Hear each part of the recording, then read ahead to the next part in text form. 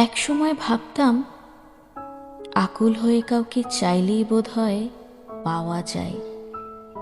লোকে বলতো চেষ্টায় নাকি সব হয়।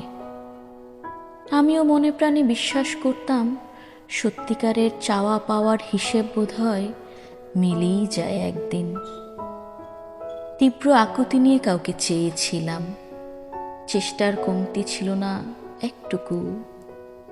তবু স্রষ্টা আমার প্রার্থনা শুনেননি। পৃথিবী আমারে শূন্য হাতে ফিরাই দিয়ে শিখাইছিল অনেক কিছু। আমরা এমন মানুষের কাছ থেকে কিছু একটা পাওয়ার আশা করি যে মানুষটার আসলে কিছু দেওয়ার ইচ্ছেই নেই। দিন শেষে মানুষটা কষ্ট দেয় না, কষ্ট দেয় একপাক্ষিক অনুভূতিটা।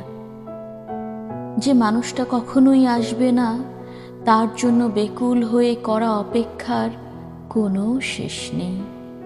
আর যে অপেক্ষার কোনো শেষ নেই, সে অপেক্ষা শুরু করাটাই ছিল ভুল। ভুল মানুষের জন্য অনিশেষ অপেক্ষাটা যত দীর্ঘ হয়, কষ্টের তীব্রতাও ততই বাড়তে থাকে। ভুল দরজায় করা নাড়তে নাড়তে একদিন টের পাই ওই ঘরটাতে আমাদের মাথা গোজার ঠাঁই নেই, কখনো ছিলও না। কোনো একদিন তাই সব ভালোবাসা ভুলে ফিরে আসতে হয়। কিন্তু একবার যার বুকের ভিতর অমন বেপরোয়া ভাঙচুর হয়ে গেল, সেই হেরে যাওয়া এলোমেলো মানুষটা কি আর আগের মতো থাকে? নক্ষত্রের মতো মানুষও জল জল করতে থাকে চোখের সামনে, অথচ অথচ সে ঝরে গেছে, বিলীন হয়ে গেছে সেই কবে।